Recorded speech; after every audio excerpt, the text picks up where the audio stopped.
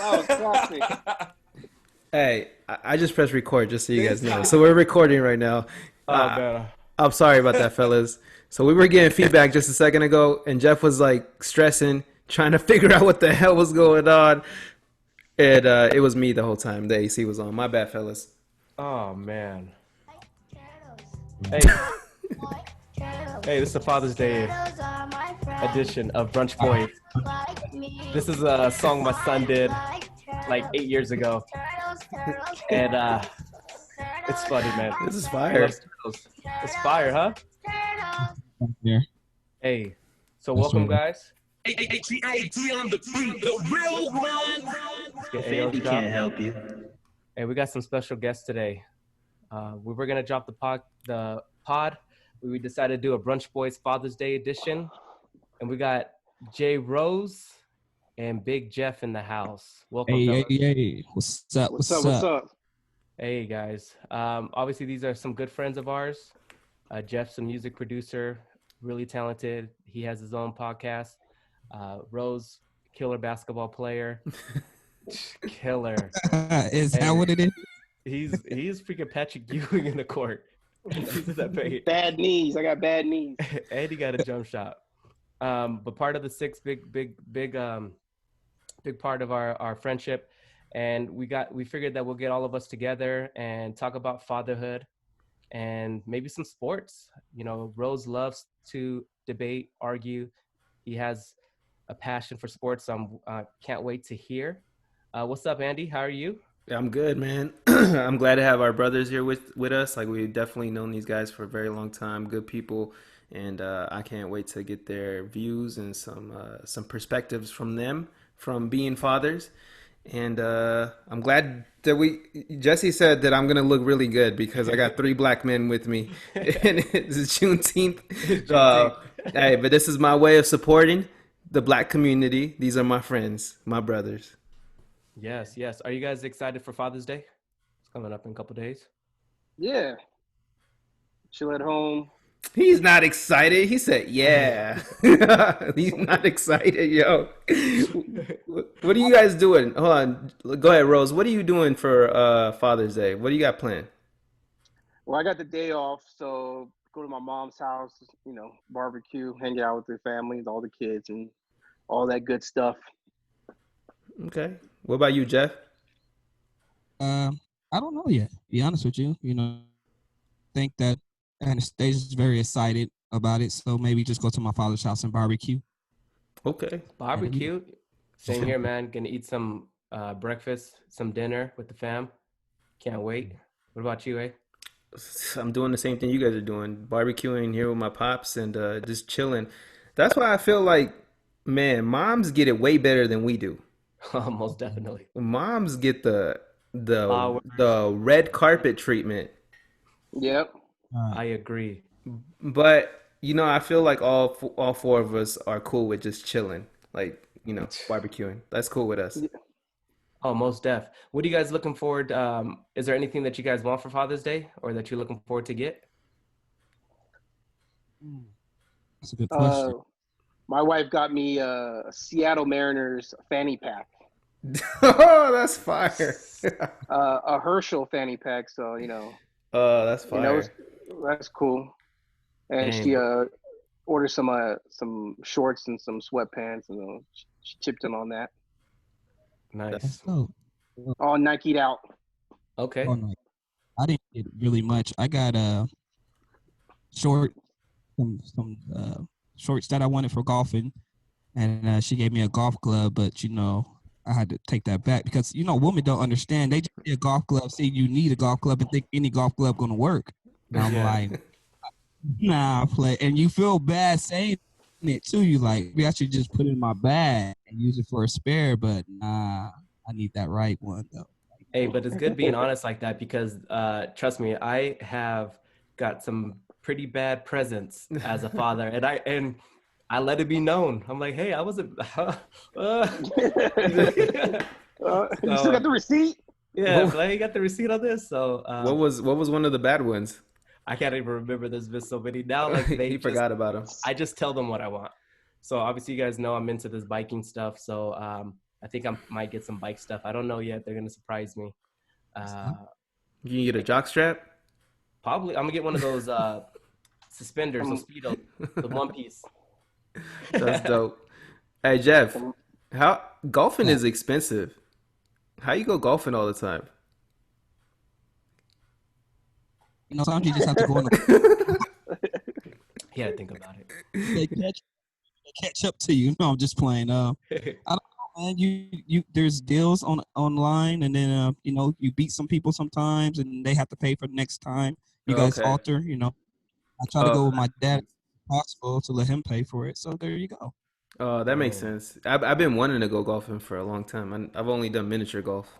He has a system. You did Top Golf. But that's like you That's just the hit the range. ball. That's the range. Yeah. Yeah, I mean that's fun. It's Yeah. really fun. But now I'm trying to go out there and like get my Tiger Woods on. I'm trying to. I got clubs I never use, man. I need to go out there and hit some Sure. balls.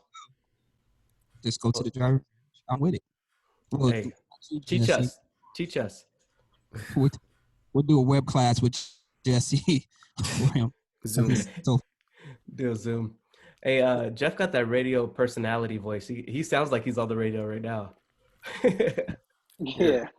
It's like So I this is sound like Jeff Star 89.5. You're tuning in. You're tuning in now, baby.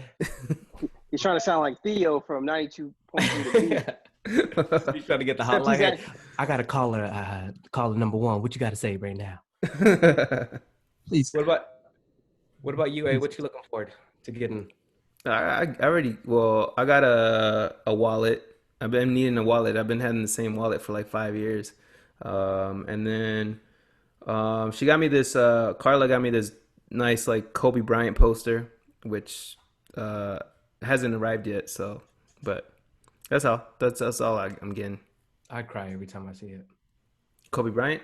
I'll just wake up in tears. Like, oh. Kobe Bryant? Yeah. Oh If I had yeah. a poster, you're gonna put it in your room? Yeah. Oh yeah, I'll be crying every time I look at him. Still miss him. R.I.P. I'll be sad. All right, let's get into these topics, man. We got some Father's Day topics that we want to get into. The first one is pretty funny because a lot of fathers do this. But question for you guys: are you or will you be forcing your kid to play a sport? I can go first. I'll definitely. With Malachi, when he was growing up, if you don't know, Malachi was from another parent, from my daughter's mom, from another parent. From my dad, we had Anastasia, and he was my first son and my first child, I should say. And he wanted to play basketball. I made him play basketball, soccer, t-ball, baseball, all those things. And he settled on basketball. And it wasn't really a force. It was more of a push, so it was just stay active. And, I took it upon myself to coach him in basketball, which was, I don't know if you guys ever coached a team, but coaching your own kid is different than coaching somebody else's kid. And that was a real eye opener for me. And then challenging. very challenging. And then with Anastasia, she's an early girl, but I got her in golf. She likes to golf with me. I try to make it fun as possible. But yeah, maybe I push her a little bit more. But right now, we just got to find that niche because you start spending money, and then I would go like t-ball and soccer and cheer and stuff like that, and then they don't want to do it like next week. And yeah, this is what we wasted. So I'll want to push her till she's like in junior high, maybe. Yeah, I think I'm the same way. I coached Julian basketball about 5 years, and my son is good. He's good. He's not the best player on the team, but he's good. Top 3. Right. Top 3. So it's funny because all the years that I was coaching, I had a 1 and 2 player. So I'm like, all right, cool. These are my main players. I'm gonna have my son play it off of him. They're gonna feed off each other and get better. It worked out for me. But over the time, my son was the best player that I had on my team. So that was being strategic. I'm like, oh shoot, I was stressing more. I'm like, oh, I'm gonna make this lineup work. What I gotta do? And I gotta play him as a focal point. And it's challenging, especially with your kid, because you wanna push them harder because you have higher expectations. but then you don't want to push them out of the love of the sport. You know what I mean? How about you, Rose? A couple years ago, I put my son Carter in basketball. It was cool. He didn't really have the focus that I would like. He kind of, was more enjoying hanging out with the other kids, which I guess at the end of the day, it's about making friends and building relationships and whatnot. Correct. And then right before this whole pandemic started, he was in karate. It was cool because he was actually learning. He got frustrated, but he kept at it, and he was starting to get a little better at it. So once this all clears up, this whole pandemic actually, put things in perspective that, you really need to, while they're stuck at home, they can't do anything. You really want them to be active and going out. Now they're on their Nintendo Switches and on YouTube and on iPads, and it just ends up being where they're just lazy. They don't want to leave the house. So just getting them to get into a sport will just allow them to be active, be active, stay in shape. Luckily, my kids, are, I guess, skinny, and so it's, for health reasons, it looks like they're fine, but you still want them to be active so that they, have a sense of leadership and teamwork. And so he says he wants to play basketball again. So we're going to try that again, karate. And then my favorite sport growing up was baseball. So I would hope that he tries that out. And like Jeff was saying, it's an investment into like all the gear you have to get for them. So I don't want to buy him this, that, and the other, and then he gets over. So same thing with the karate. I didn't get him any of the, the karate outfits or anything like that. Was it the gi or whatever? Mm-hmm. Until he actually was something that he wanted to do, and then we'll go from there. So my daughters, Blair's the oldest, she's 5, so she's real active. So hopefully I'll get into like soccer or softball, or they actually did a dance recital a little while ago, so they seem to enjoy that. So just keeping them active, doing something, all you can ask for. Yeah. How about you, Man, Emma's done everything in the book, like from piano, t-ball, softball, soccer, and then recently from what her. You should have outshined us as dads. Oh, Nah, man, come on. She she was watching me. Well, I watch a lot of basketball, and forcefully from her sitting there with us, she'll like get into the game. The only thing that I would say about her in basketball is she likes the wrong team and the wrong player. She's a Golden State fan and she's a Steph Curry fan. But what I realized is that the light skinned guys. Oh man, Steph Curry, he's just perfect. He's an idol for everybody, a superhero. But so what I did is I bought her like some Steph Curry shoes and like a basketball. It was a Golden State basketball.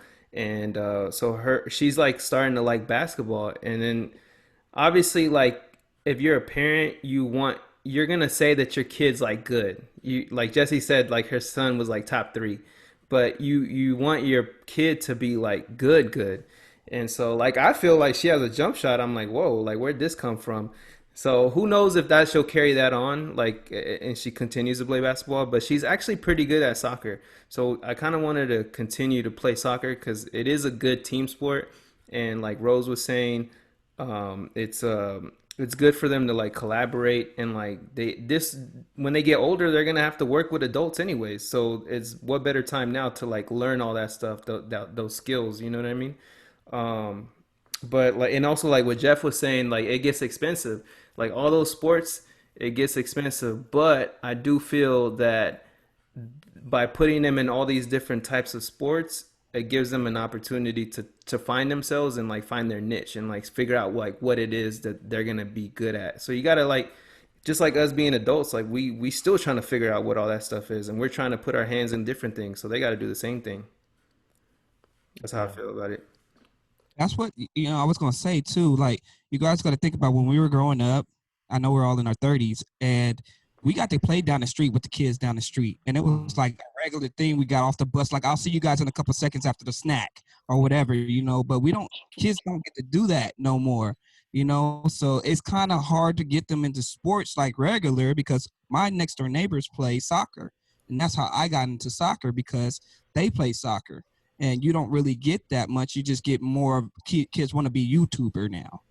Kids want to be dope at Xbox or something like that. So times have just changed so drastically. So sitting Anastasia or any kid down and say, hey, just watch the sport is kind of hard because they got their own tablet or whatever to watch what they watch. So it's kind of different times. That's true, because like we idolize like Kobe and Michael Jordan and all that. They idolize YouTubers. It's different. Right. It's different. We go out My there. my son's like, hey, Dad, you see the last SS Sniper Wolf video? I was like, what? Like, What she's kind of cool. talk is that? She's cool. Like, she's I guess she was a big gamer, and now she does like content review, and she's got like 1 million followers. Bought a brand new house in like LA. I'm just like, what? You got to start showing her some Ken Griffey highlights, or Carter, whoever it was.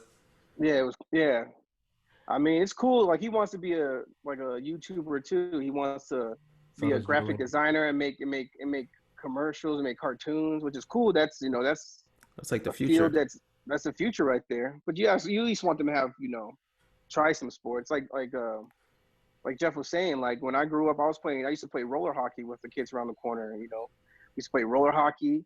We used to play Pogs. We used to play. What's the one we got to tackle the person? Whoever has the ball gets tackled. Rugby? Football?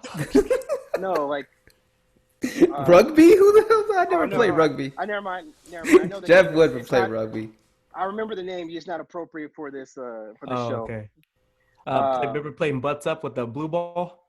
Oh, butts up. Yeah, it was crucial. I was like The dodgeball, tetherball, Yeah. all the balls. But that's how the time has changed, because you can't really. It's hard to, like, as a parent, to trust your kid to go out and do those things, because there's predators like every corner. You can't. It's tough. You can't trust people. I forgot to say, like, my daughter, she wanted to play basketball because I was a coach. She wanted me to be her coach in something. So I wasn't gonna coach volleyball or soccer or any of that stuff. So she was like, you know what, I'm gonna play ball. She played for a year, I think maybe even 2, and she was actually good. Like she can't dribble, so I was like, you know what, I'm gonna keep you in the post. She was tall. We're gonna dump it into you, and all you have to do is make a layup. And she scored almost every game. But then volleyball, we got her into volleyball last year, and she's really good.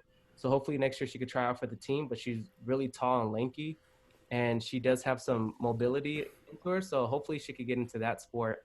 And I'm just happy it's something. It may not be basketball what I wanted, but as long as she learns that discipline, and like you guys said, teamwork, that's all a father could really ask for, Hey, Jeff, Anastasia needs to continue playing golf, because I heard that golf players, they get they have better chances of getting scholarships. Right. That's what happened when I first took her golfing. The guy pulled me to the side. He was like, she got a good swing and everything.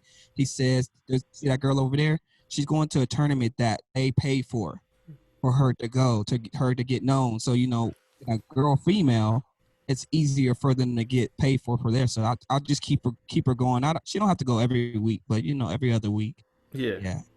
That's good. That'll get into my last question that I have later. All right, so next question. What old school show of your childhood memory did you force your children or child to watch? I have one. I have 3. 17. No, I have 3. Power Rangers, Okay. Family Matters, and Full House. Okay. Yeah, we rewatched all the Power Rangers, the original ones, and then season 1 of the Family Matters, and then we started Full House, but then I got lost. I'm like, I can't watch this no more. But then she took off on that. So Power Rangers is dope though. I miss that show. That show is pretty cool. Yeah. Hey, Steve Urkel wasn't even in the first 17 episodes? It took like 6 episodes to get in there, something like that. Yeah, that's crazy. What about you, Jeff? For me, it was definitely Family Matters. She loves Family Matters. And it's sad because I had to kind of stop her from watching some stuff because, those kids grew up. She's still 7 years old, but we're binge watching this now. Yeah. We were young, and every season was as we grew. So,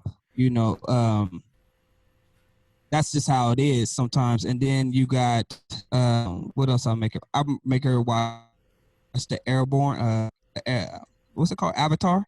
Airbender. Okay. That's my show. So, that was my thing. And that's pretty much it. She's pretty much on that Jesse and those Disney. Oh, Mm. Yeah. What about you, Rose? What happened to Jeff? Jeff froze Oh, up. Jeff Rose. Uh-oh. I hope he comes back. Go Uh-oh. ahead. Go ahead, Rose. I couldn't really think of one until you said the Power Rangers. I started watching the Power Rangers on Netflix, Yeah. and my son started really following that. He actually kind of follows a lot of the shows that I watch now, like just random. Like I like the Black Ink Crew on VH1, and so my He son watches the Black Ink Crew. He watches. He's gonna get a tattoo. He's he not really watching should be Game of watching- Thrones. I watched that show Some of too. the stuff. I watched like the Black Ink Crew, and so he's like, "Dad, what's Caesar doing?" I was like, "You remember all that?" He's like, "Yeah, Caesar. So he kind of memorizes, and then I've really been on my anime kick, so he watches a lot of that stuff. But in terms of old school, I don't really watch a lot of the old school shows as much. But Power Rangers was one that that stands out that I just started watching, and he was just kind of getting into that. Nice. Oh, You Ninja Turtles, Ninja Turtles, yeah, Ninja Turtles as Turtles. well. You watch Attack on Titan yet? No, Oh man, you watch it. It's on Hulu. You have Hulu? yeah, Oh, watch it. he watches. He watched One Punch No, Man with me. You need to watch it. You I need know. to- Like, but he's watched some of the shows that I watch, and it's actually because he's getting better at reading. Like I'm watching the last season of My Hero Academia, and it's in subtitles, so he's just like, it's going too fast for him. He's just like, what's going on? What's going on? I was like, man, just become a better reader, and you'll watch this later. I'm on season 3 on Hero. Oh yeah, that's pretty good. I watched that with the kids too. They watched that with me. I think the big thing too is Power Rangers. I did make them watch Power Rangers with me a lot. Dang, all 4 of us. Yeah, Oh, man. Power Rangers. And what else did I have them watch? That's when SpongeBob was really popular. So I watched that with him. But I think Power Rangers really stuck out to me because one time we were at the park, and then I think he was about 2, 3, and he was like, "Hey, Dad, can I go get some water?" So I was like, "Yeah." So I was able to keep an eye on him. He was about 20 feet away where he was gonna walk, and there was some kids on a bike there, and they were drinking water. So he walked over there, and he was just waiting his turn, and then I could not make this story up. Okay, I could not make this up. He looks at me. He just turns his body this way, and he goes like this, like he's morphing into a Power Ranger. Okay, and he was trying to fight those kids. He didn't do nothing to him. He wanted to fight these kids. I kid you not. I'm like, Julian. And then he came back. I'm like, what are you doing? He was like, they were trying to fight me, Dad. I was like, well, it worked. But yeah, that's kind of left a big influence on him, so maybe I was like, maybe we watched it too soon. But that was pretty funny. And I try to have them watch Sailor Moon with me because I think that's something that I really liked when I watch it. But it wasn't hidden right when I watched about the first 10. I'm like, maybe it was just because I was younger. I couldn't keep interest, so we went to Hero. Yeah, my wife watches Sailor Moon, so my son watch some of that, and then that spurned into like some other shows like Glitter Force and all those on the side. Which when you watch it now, it's kind of sexist because like they're like fighting in mini skirts and they're like supposed to be teenage girls. It's kind of off-putting as an adult. Yeah, man. Hey, what's a show, since we all shared with shows that we tried to get them to watch, what's a show that your kids try to get you to watch and you're just like, what is this? I would say SpongeBob. SpongeBob, but we watched that. We watched it. But SpongeBob had a lot of like hidden bad things like suicide. dude, and stuff. I watched every SpongeBob like 8 times. But let me think. Oh man. I don't know. Jesse. Hey, Jesse. I guess that's what a Disney Channel. Oh Disney- yeah. Yeah. Oh man, I can't stand that. Mine is the Barbies. Barbies. The bar. Oh, and then some zombie stuff right now. I can't think of it. Oh, Yeah, yeah. zombie. That's what I was thinking. Of. Yeah, man, zombie. Zombies. What is that? Like it's My a son- musical. My son watches Zombies 2. I was like, what happened to the first one? He was like, Zombies 2. He would just watch that and watch that. I'm just like, I watched it like 3 times already. I'm done with that. wow. I ain't trying to watch it no more. That's funny, man. my son watches a lot of little YouTube like creators. So some of them make their own like little content, and so he's like, "Oh, Dad, watch this," and some of it's cool, and some of it's kind of morbid. It's like because these are adults making this content, so like some of the stuff Yeah. kind of gets it's not appropriate. So then I have to always catch him and tell him like, "Hey man, you need to get off of that." You know, some of the stuff they're talking about is way over. My son's only going to be 9 in September, so he shouldn't be watching some of this stuff. But it's like they don't even watch real TV anymore. Like he doesn't really have like shows like, you know, here Netflix here and there you watch like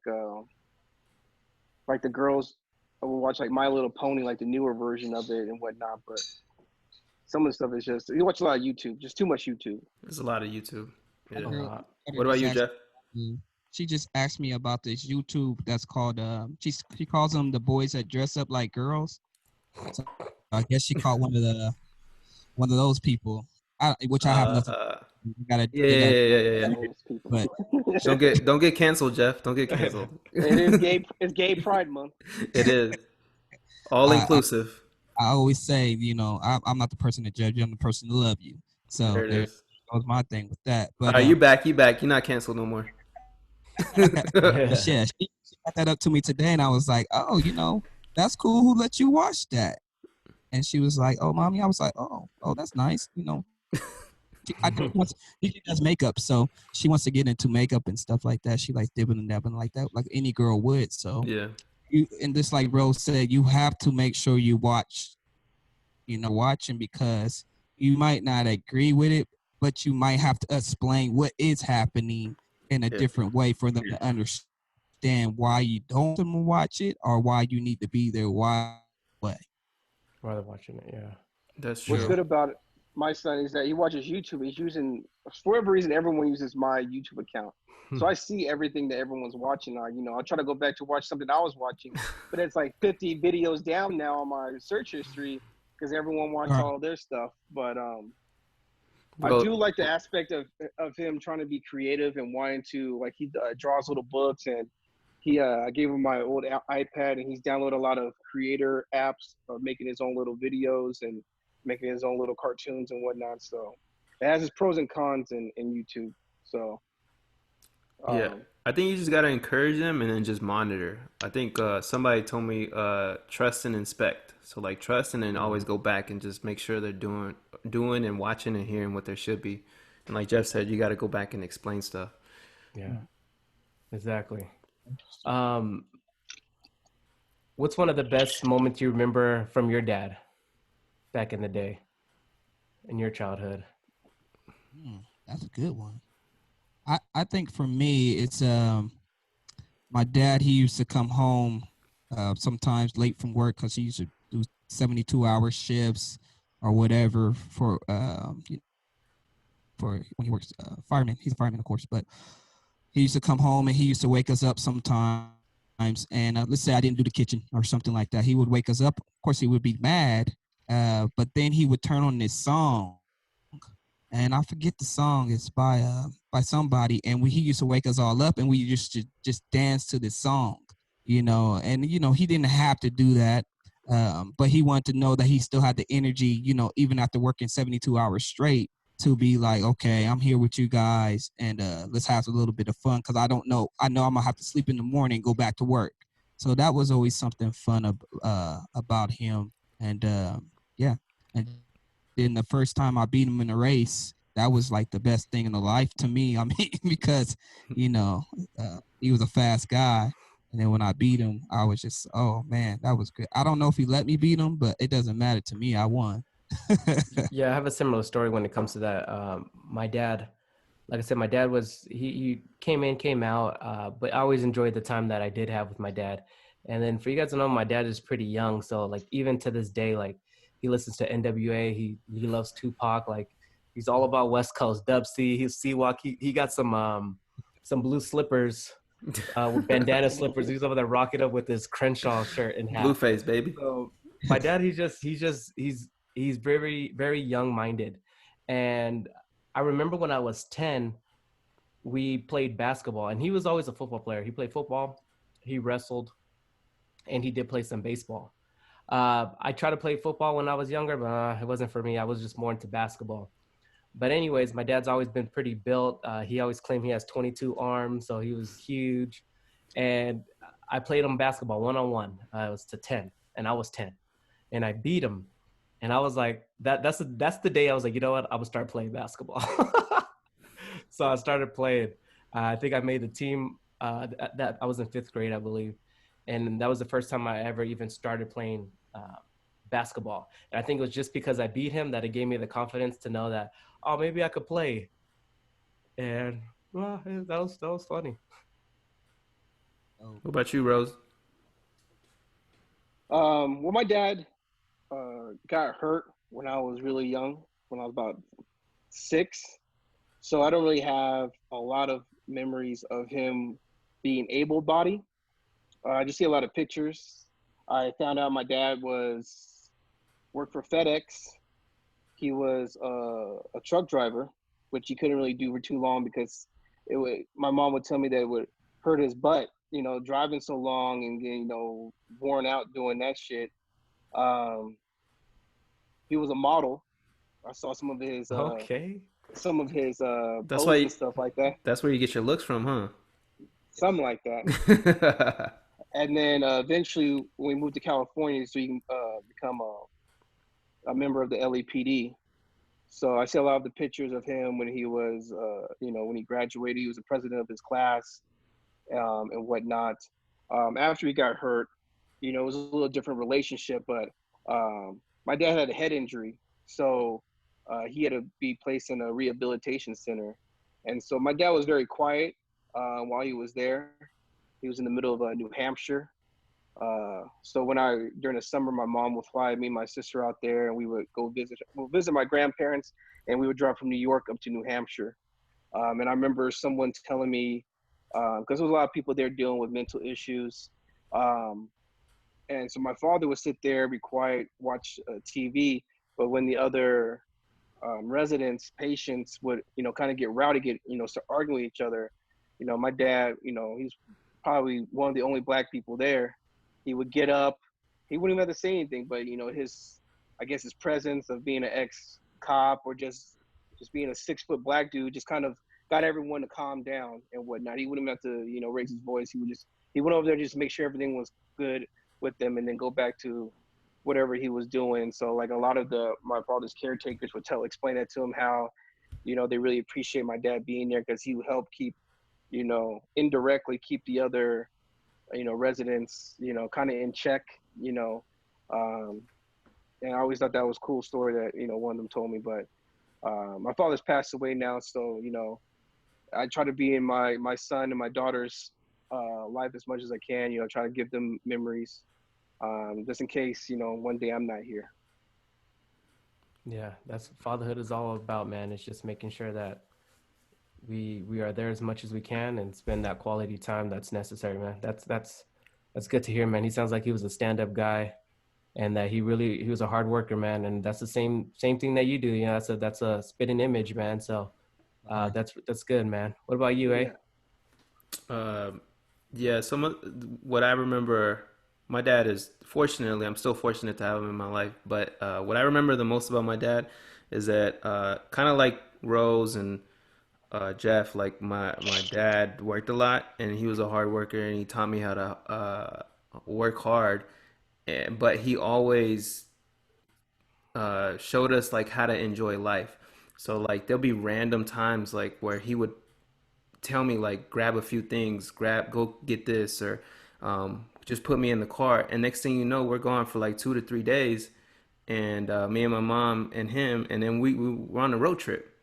And so he did that a lot, and he taught me how to like show me different sides of the world, and really the United States. We would travel a lot in the car, and so I got to see a lot young, and so that's what I remember the most of my dad. Now that I'm older and I've been able to work and afford things, like I'm doing the things that he used to do with me, and that is like travel and want to see more than my surroundings. And so I remember my dad always just telling me to get in the car and let's go.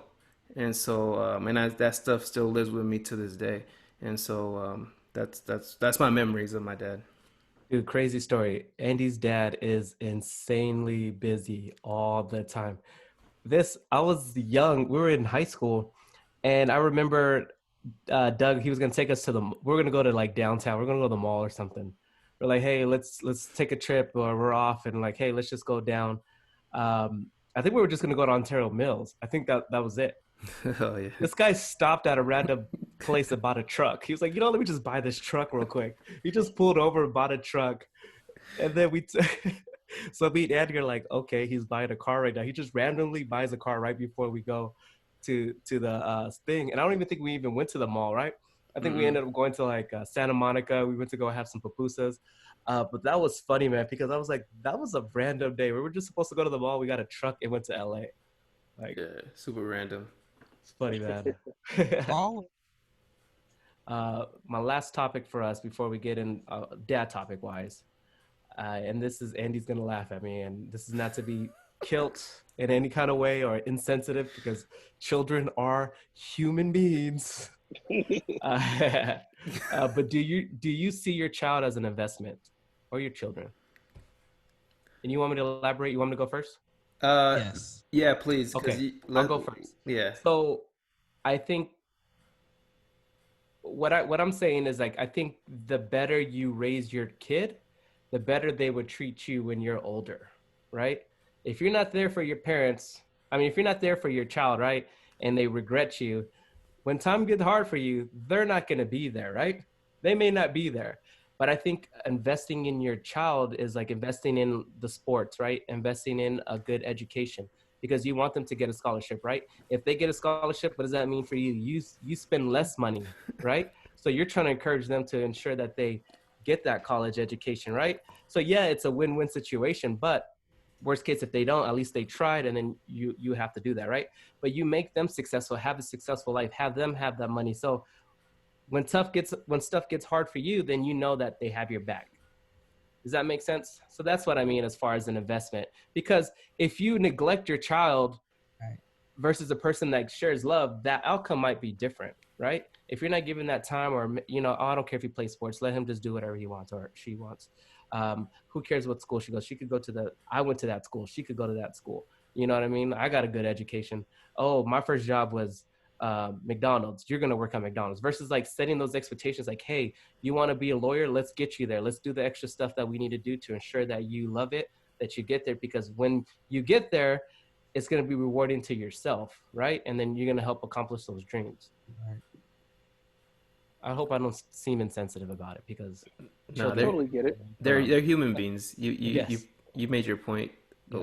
What do you what do you think, Jeff? Of course, investment. He says it the right way, but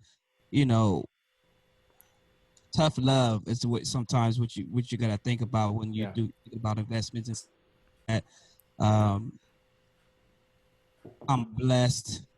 I want to bless other people, and hopefully, that I can keep on doing the things I need to do in life now to make sure that they're set. So as much things that I invest, I want them to be able to look at me as a man and be able to look at me as an adult and mirror what I'm doing and just take it to another level. And I think that's where I'm at with it. And that's along the line with investment, because if you think about a company, you can't think the CEO is going to act like this. It's going to trickle down to that's how the CEO acts. He works there. He's there an hour before work starts. I got to get there before him. So those kind of things installing like you're a hard worker. All you guys are hard workers. I work with all you guys. So I know your fathers and your mothers have installed that in you. I want them to be able to invest in me type of thing. When, I need to make sure that their mind is right. I treat them right because you never know what's going to happen to us, I want to make sure that, if God bless and it doesn't happen, that if I need their help when I'm 60, 70, 80, that, they're there to hold my hand and they're financially okay, that I don't have to work keep on working, or they don't have to work to help me out. So that's kind of the thing I'm getting off of Jesse. I really do really feel like they're investment, but I just know that I have to be for, like he said, for that investment to work. And on the flip side of things, tough love. Why I say tough love? Because I don't think some of these people would be where they are if they didn't have tough love. You know, if they got pampered or they, you know, things like that. You got billionaires, black billionaires that, you know, went rough life. Somebody from Marcy's project, somebody from the south side of Chicago, and you got guy that sat in the president's seat that his wife was from the south of Chicago. You got these people that are very influential that had tough lives, but you know the investment that the community or the church, you know, takes a village to raise a child. So you know the investment that we all that we incorporate ourselves around, because Andy can't come around my child if I don't feel like he's right to hang Yeah. around my child. I don't want that. So that investment that we have in ourselves, Jesse, Andy, Rose, those people that I can bring around that are still influencing. I'm investing in my friendships with other people so they can see these people that do this thing, and then we can go from there. That's kind of where I'm at with it. Yeah, and you're absolutely right, because invest for this even to be considered an investment, it all starts with you, right? Like you have to lead by example, and I wholeheartedly agree. Like it would not work if you are not leading by example, because your kids will look at that with you, right? And then similar to my situation, I may not have had that structure, or it was very limited, but I was able to understand it myself and be a self-starter, right? So now I teach my kids like, hey, you don't need me to be great. You could be great yourself. So you teach them it's a mixture of both. So then you're going to help elevate that. But how about you, Rose? Well, I had 4 kids, so that I upped my chances that they would What a be an bavada. investment. But I totally, you know, you got to invest in your children, their education, their upbringing, so that they're better people. Because these are the people that you're gonna put into society. You know, Yes. so you want to put your best foot forward, you know, whatever within your means to do so. And you want, you know, hopefully you set yourself up to where you and your wife are able to live off, you know, your savings, your pension, whatever. But it'd be nice if you ever were to fall on rough times, that your kids would have the financial stability to take care of you if need be. Um, yeah, you know, I just think that you have to invest in your children. It's not, you know, I know people might say like invest in your children. Like, you know, you have 4 kids just to, you know, take care of you. No, you know, you have 4 kids because you love them. Yes. But um, yeah, you know, invest in their education. You know, if your kid, you know, like you said, if you want to be a lawyer, a doctor, a teacher, pilot, whatever, you know, you want to be able to invest in them so they're the best at what they can be, at what they're doing. So you know, whatever, you know, the people you bring them around, you know, the shows they watch, the books they read, the schools they go to, it's all investment to their, you know, and if they do go into sports, you know, like you said, if you get a scholarship, that's just less money that you have to spend for that portion of them, but you can use that money to get them a car, get them the other stuff they might Get need, them a house. get them a house, you know. I've seen, you know, other people help invest, buy their kids a house, or at least put the down payment in, you know, that way you know that they're set up, especially if they have kids. You know, my mom, you know, did that for us, you know, helping us get, you know, my house and whatnot. That's making sure that her kid is good and then her grandchildren are good. So um invest in your children, you know, and it's generational, you know, you want to pass on to your kids so they do that for the next generation and the next generation. Mm-hmm. And, you know, especially all of us being minorities, you want to make sure that we are self-reliant, you know, that we're not, you know, relying on, you know, state assistance. Not that there's anything wrong with that, but if you can get away with not doing that, um, would be would be awesome, you know. And you know, being good to your kids is great because you know, I want to put my wife's business. I don't know how many people are going to see this podcast. Hopefully, a lot of people for you guys' sake. But um, you know, my wife, biological mom, had 6 kids, and some of the decisions that she made while they were growing up, she's, you know, the kids might not be around as much as they should, or as they want, or much as the mom wants them to be. But that's based on some of your decisions and whatnot. So, you know, you don't want to be. I don't want to be 60 and not having my children around or self-relying on what they need to be doing and whatnot. Yeah, that's good. But yeah, I like what you said, that they're a symbol of you. You put them out there into society, and that's a reflection of you, right? And you Legacy. want them to be good. Mm-hmm. Yeah, you don't want to be that guy. Be like, damn, the serial killer strikes again. No, you don't want that. Carter Rose is like Carter Rose. YouTube entrepreneur Carter Rose, third killing spree. turns psycho killer in YouTube and records and posts all this stuff. He gets a million views. His family was a healthy. He came from a healthy family. He used to be skinny. Oh shoot! How about you, eh?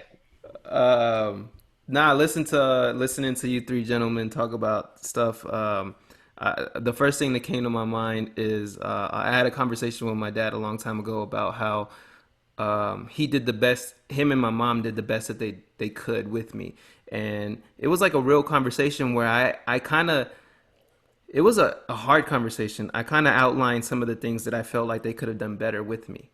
And that was a tough conversation. And now, like being a parent, the reason why I was able to have that conversation, because now being a parent, I can see some of the things that could have gone differently that they did, and that I'm trying to do differently for Emma so that she's set up a different way. And what Rose said is generational, like basically generational wealth, and like that's what we're trying to do, all three of us, I feel, all four of us, and set them up so where they can be in a better situation that maybe we are. And not saying that we're in bad situations, because I don't feel like we are, and we're blessed, they can take it to another level, like Jeff said. And that next level, if we're able to do that for them, then they should be there at our later stages in life. I feel if we're able to invest that time and that just that knowledge with them, there's no way for them to not repay at least time, like Rose said, with his wife's sisters or brothers. Like the minimum that we should be able to get is time spent with us in the later stages of life. And then the investment for us that's going to be paid off is to see that they're in a good place. And whether if that's like rich or whether that's in a trailer park, but they're super happy, whatever that is, like that's what we're working towards, is their happiness and their joy and, you know, being wherever they want to be. So that's kind of like listening to all you guys, it reminded me of that conversation I had with my dad one time. And that was a tough one, because how do you tell your dad that he could have done a better job? That's tough. But it was a real one. Like we were really talking about that. Yeah. But yeah, you're absolutely right. It doesn't have to really be financially. The time is everything, especially if you're sick and you just want the time, or, you know, you're lonely and that time is everything. Like, think about it. We're about to be full-time babysitters in about 10, 15 years, right? We're going to be babysitting those grandkids, right? When they're out our kids going to go out to Paris. And, can you watch the grandkids? We're going to be full-time babysitters. Hey, but that time could be everything. They're going to, as long as make sure that they pick you, not pick Uncle Charles or something, you know, like, oh no, they'll stay. Creepy under Uncle Charles. He always fails. But all right, man. Hey, I really enjoyed all these topics, man. You guys are some amazing dads, and I just want to thank you guys. Let me throw you guys a round of applause. Yeah, that was a short round of applause. Yeah. It was 2 claps. It's just like, it didn't go all the way around. So let's finish it off with I want Rose's takes about how he feels about the NBA. Jeff, if you have any input on it too. Jeff was a basketball coach. Oh, I gotta say this. He said he coached basketball. I've seen Jeff play basketball. How'd you coach basketball? Jeff. Hey Jeff, remember that one time we were playing 21? And I shot a half-court shot, and you were like, "Oh hell no!" You just walked out. Yeah. Jeff didn't even finish the game. Like I thought he was coming back, so I waited. I'm like, yeah. And I looked, he was gone. Like he went straight home. I went to go talk to some people. That's what I already know how Jeff do, man. Hey, Jeff is a hard worker and he works hard on the court. But I got to tell this one story. So he went up for a layup one time. I was playing with him at 24. He wide open, like 7 feet away. They were already social distancing 10 years ago.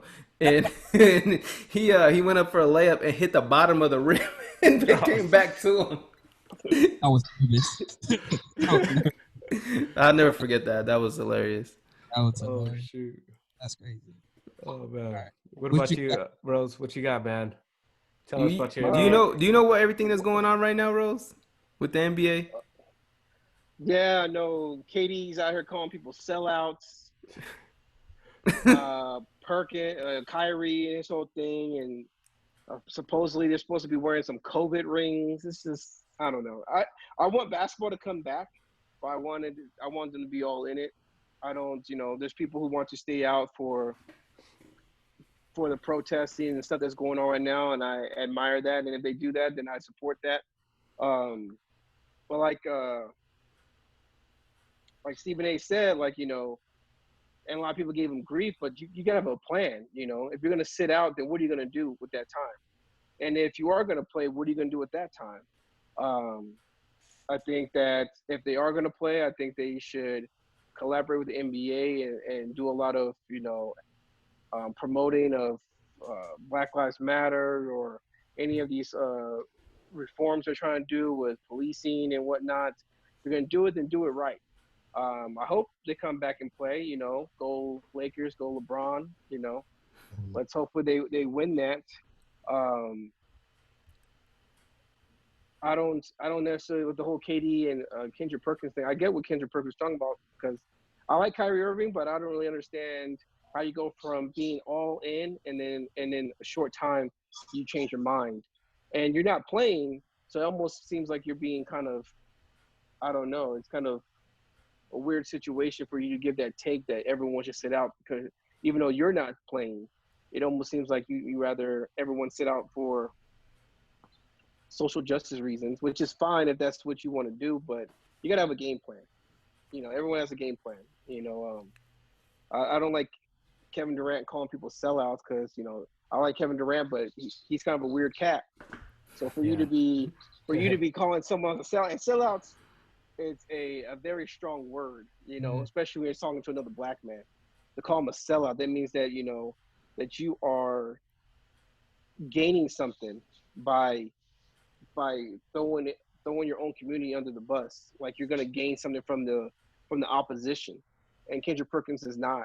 He's given his opinion, and a lot of people want to say it's a brotherhood because he played in the NBA. You're also part of the media now, so you're supposed to give constructive criticism. Otherwise, what use are you to the media if you're not going to give any insight to what's going on? But we'll see how it goes. We're supposed to start like July 31st or something like that. Mm-hmm. Hopefully they do it and it's all put together right. We thought that All-Star game, the concept of that was weird, but it ended up being super exciting All-Star game. So if they have that same creativity going into this playoffs, the remaining games and then the playoffs, then the best man win. Yeah. I'm just excited. I don't see we're in a tough time. And as a black man, I really do understand that things happen. And something that's been going on for hundreds of years, they can't just decide when they have a platform that they do to go ahead and sit to the side. And then another thing we can't do as of right now, we can't divide ourselves. Just because you have a opinion about somebody, that don't mean that you have to say he's a sellout. He just has a different opinion than you do. He feels like this way, you feel like this way. As far as anybody saying, he should have called him and told him how he expresses himself. I know no number, I would think. So they played on the same team. So he had to have his phone number. So that could have been a better way of doing that because of the time that we're going through right now as black men and black people. Coming back, other issues rather than just just the black protest, but there is COVID-19 that's still going on, so they do have concerns about that too. They have concerns about the money. Some people don't make as much money as the ballers, the higher ups, like the LeBron James in the league. So they need to come back to feed their families. They got people to feed. So it's kind of like a larger picture than that. But like somebody said the other day, you know, when you have that big of a platform and you know you can come back with that big platform, why would you not come back? You know, even golf, you know, golf came back one of the first, I think it is the first sport to come back in the United States. And, you know, they will silence every day their golf tournament for 8 minutes and 46 seconds, however long that knee was on there. And that's how long they had a silent moment in the morning at that time. So that was what they gave, and they've been active in there as much as they can get. Don't think it. I think it's going to get more. You got the soccer players in Europe that took a knee the other day. I don't know if you guys seen that. They did the Black Lives Matter thing. So for Had them not to come back, right, and for them not to come back now, and you got somebody in Europe taking a knee at the beginning of the game, and you're talking about something else, and you're not going to come back. Oh, come on, man. That's where I'm at with it. Yeah. Gotta come back now because you got other people in different countries supporting you. You got a white sport, and just to be honest with you, got a white sport, the the golf, that's doing something big about it. They came back and they're still supporting it. And you're gonna tell me what 80% of the players in the NBA are black, and you're not gonna come back? Yeah, you gotta be kidding. Even NASCAR got rid of the Confederate flag. Where you go? One black person in NASCAR. Bubba Wallace. He made it. Yeah, he made it by himself. He made that statement by himself, and he made it happen. And then you're telling me you're not gonna. I would, as me, and I'm not them, but I'm telling you, me, Jeffrey Stinson, would come back just because I have that platform to make a bigger statement day after day after day after day after day after day. So it would be my take on it. Yeah. And I think what would be cool is if they had like some sort of, you know, they have like the city jerseys that they have for each team, but they have like it doesn't necessarily be a Black Lives Matter jersey, but something that references it that each city might provide, you know, because these games are going to be like tournament style, like AAU, Summer League. These games are going to be back to back to back. So, you know, if you're a fan of basketball, you might be not necessarily in favor of BLM, but you just could be, it's going to be just shoved down your throat. You can just see it so much, and either you're going to be with it or you're not. And I agree with Jeff that, you know, if all these other sports, you know, and basketball is probably the highest percentage of African Americans, and you are going to sit out because you want to continue to, you know, to fight the protest. There's enough people protesting. I saw like the Dave Chappelle special. They were asking, you know, he was saying like, I don't need to speak. They're already in the street speaking. They don't need my help. So they might, you know, LeBron James has a big platform. You don't need his help. You're already doing it. LeBron James can do it. What he's doing, he's need to go out there and protest and whatnot. He can be doing it on his stage, and just extend where the people in the streets are protesting and whatnot, and go from there. Right. Yeah. And it'll give people something to watch, get out of the streets, you know, just to be safe, because a lot of people are going crazy at home. So think about all that widespread of COVID. Like if people staying home watching games, you're not spreading all that stuff, and it gives you something to do versus trying to find something to do.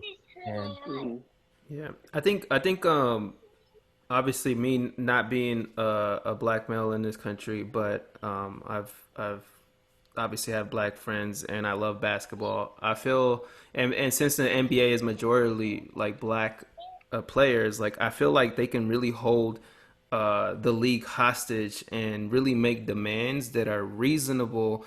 And the NBA has always been ahead of the curve. Like I feel like they've always done an amazing job of supporting the black community, black culture, black athletes, and putting a lot of like the NBA back into the community using the players.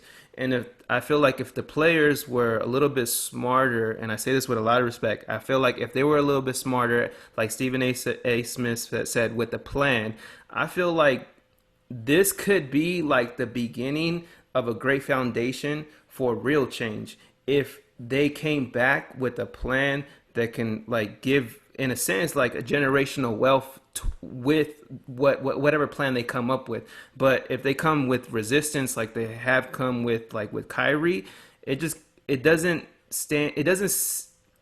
there's not enough unity. I feel like if there's unity with all these players, like they could do way more than what's all this ruckus about like not playing. And then you have you have probably the biggest player in the world, athlete in the world, and LeBron James. LeBron James could be after basketball. He's gonna be bigger after basketball. Like he's gonna be the biggest thing ever. And like if you just side with what it's kind of like what Pat Beverly said. If LeBron James says we're gonna hoop, we're gonna hoop.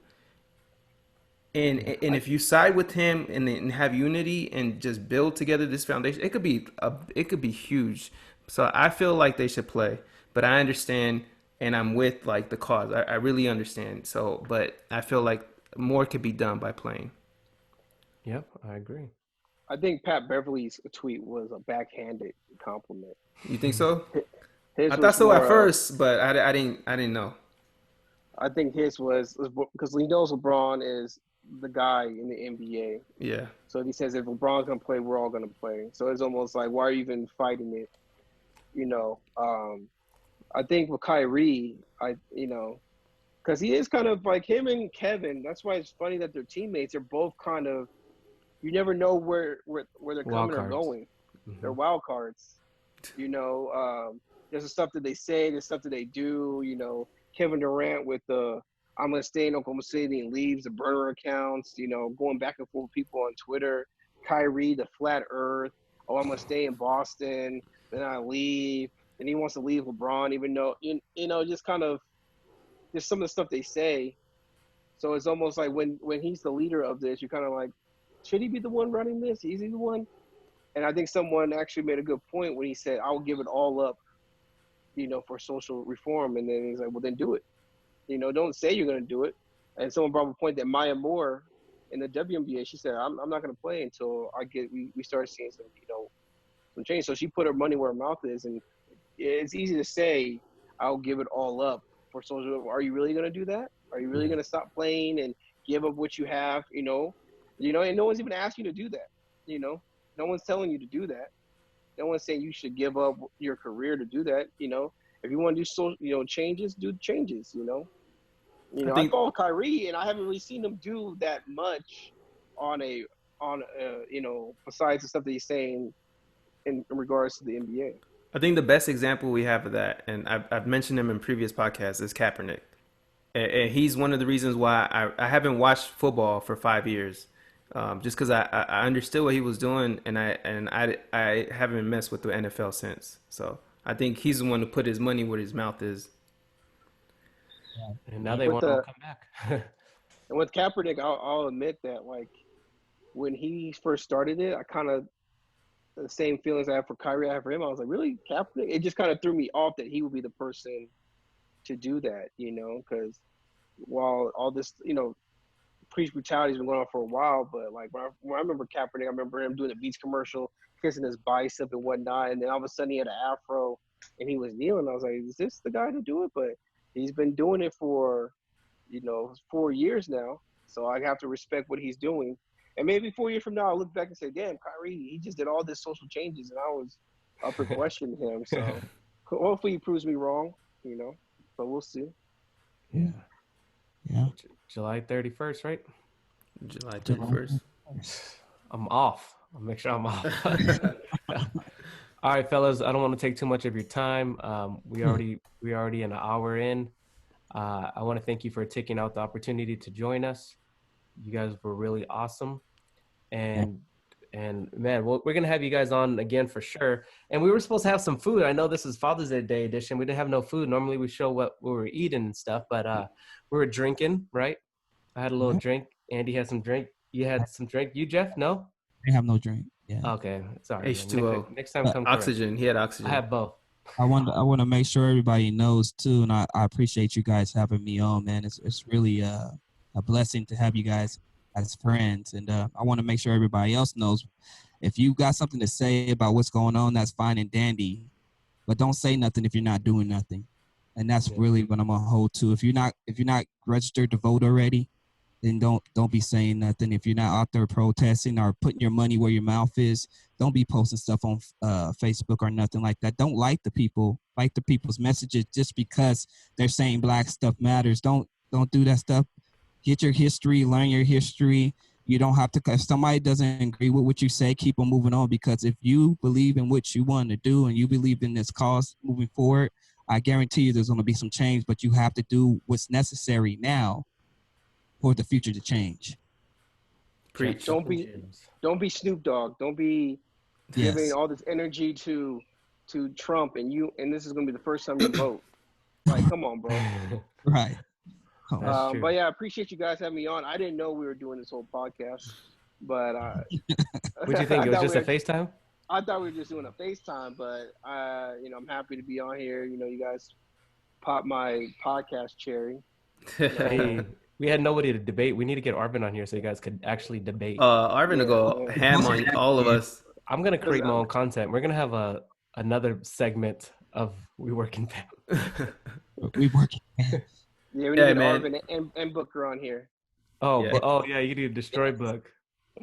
Book. Last time we had him on here, he was sleeping. Yeah, he'd be like, yeah, man.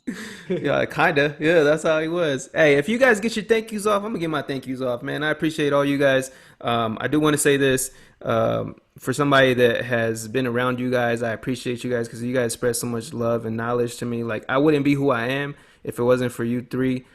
Just kind of like schooling me to things that I need to know and be aware of. And you definitely, all three of you guys have made me a better person. So I appreciate you guys. Yeah, I'm glad we taught you how to take that bandana out of your pocket and not walk around the street with that bandana.